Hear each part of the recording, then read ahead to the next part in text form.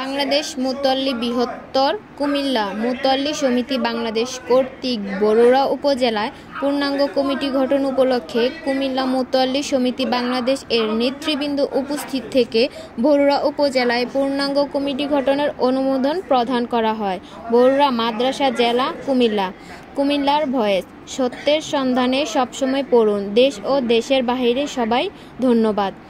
তারিখ 26/10/2024 ইংরেজি রোজ শনিবার। সময় প্রায় 3টা।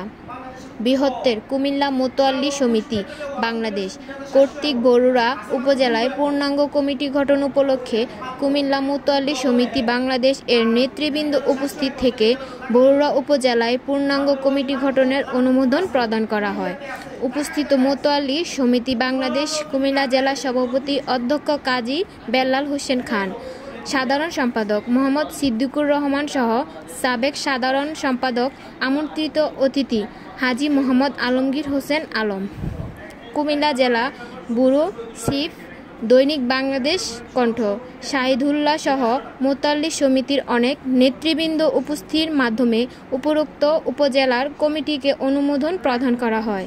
সভাপতি সৈয়দ মাসহারুল হক, সহ সভাপতি জামাল হোসেন, সহ সভাপতি আখতারুজ্জামান, সাধারণ সম্পাদক জনাব আলাউদ্দিন, মাওলানা মবিনুল হক, অতিথি অর্থ ও যুগ্ম সাধারণ সম্পাদক আবু হানিফ মোহাম্মদ নোমান, সাংগঠনিক সম্পাদক আলী আকবর, দফতর এবং প্রচার সম্পাদক রফিকুল ইসলাম, সদস্য শিপন খন্দকার, সদস্য। পরিবর্তিতে অন্যান্য সদস্যদের নাম প্রকাশ করা হবে।